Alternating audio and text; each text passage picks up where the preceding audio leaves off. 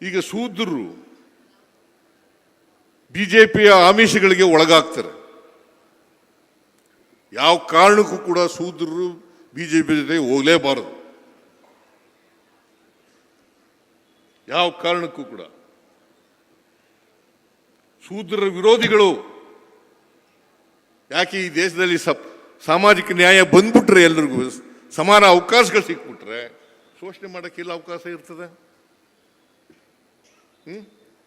ಶೋಷಣೆ ಮಾಡೋಕ್ಕೆ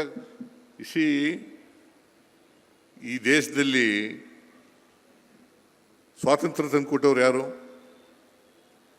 ಕಾಂಗ್ರೆಸ್ನವರು. ಸ್ವಾತಂತ್ರ್ಯ ಹೋರಾಟದಲ್ಲಿ ಬಿಜೆಪಿಯವರು ಏನಾದರೂ ಭಾಗವಹಿಸಿದ್ರ?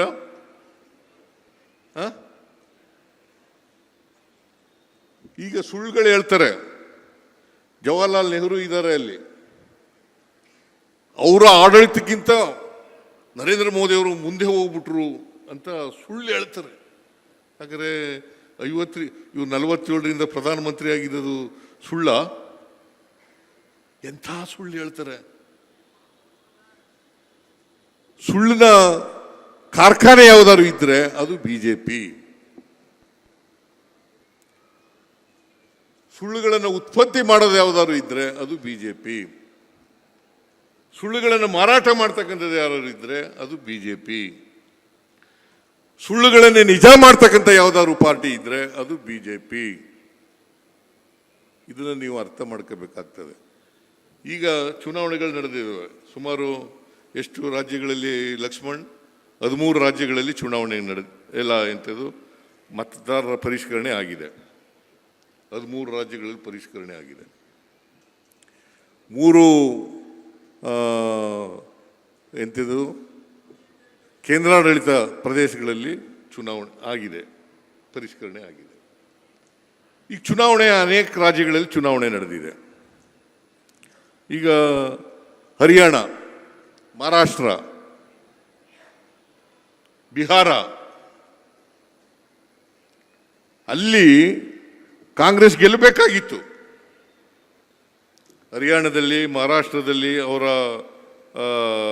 ಅಲಯನ್ಸ್ ಪಾರ್ಟಿಗಳು ಗೆಲ್ಲಬೇಕಾಗಿತ್ತು. ಅದು ಗೆಲ್ಲಲಿಲ್ಲ. ವೆಸ್ಟ್ ಬೆಂಗಾಲ್ನಲ್ಲಿ ಇತ್ತೀಚೆಗೆ ಏನಾಯಿತು? ತಮಿಳುನಾಡಿನಲ್ಲಿ ಏನಾಯಿತು? ಕೇರಳ ಯಾಕಂತಂದರೆ ಕಮ್ಯುನಿಸ್ಟ್ ಸರ್ಕಾರ ಇತ್ತು ಅಲ್ಲಿ, ಅವರು ಎಚ್ಚರ ವಹಿಸಿದರು. ಕೇರಳದಲ್ಲಿ ಇವರು ಆಟ ಆಡಲಿಕ್ಕೆ ಬಿಡಲಿಲ್ಲ. ಇದನ್ನು ನೀವು ಅರ್ಥ ಮಾಡ್ಕೋಬೇಕಾಗ್ತದೆ. ಬಿಜೆಪಿಯವರು ಯಾವತ್ತೂ ಕೂಡ ಅವರಿಗೆ ಈಗ ಕರ್ನಾಟಕದಲ್ಲಿ ಆಪರೇಷನ್ ಕಮಲದಿಂದ ಬಂದಿದ್ದಾರೆ ಹೊರತು ನೇರವಾಗಿ ಜನಗಳಿಂದ ಆಶೀರ್ವಾದ ಪಡ್ಕೊಂಡು ಅಧಿಕಾರಕ್ಕೆ ಬಂದಿದ್ದಾರ? ಯಾವಾಗಲಾರು 2008 ಇರ್ಬೋದು, ಬಂದಿದ್ದಾರ? ಆಗ 110 ಗೆದ್ದದ್ದು ಅವರು. 2018 ಲೋಕಸಭಾ ವಿಧಾನಸಭಾ ಚುನಾವಣೆಯಲ್ಲಿ ಕೂಡ ಬರಲಿಕ್ಕಾಗಲಿಲ್ಲ. ಆಪರೇಷನ್ ಕಮಲದ ಮೂಲಕ ಮಾಡಿದ್ರು.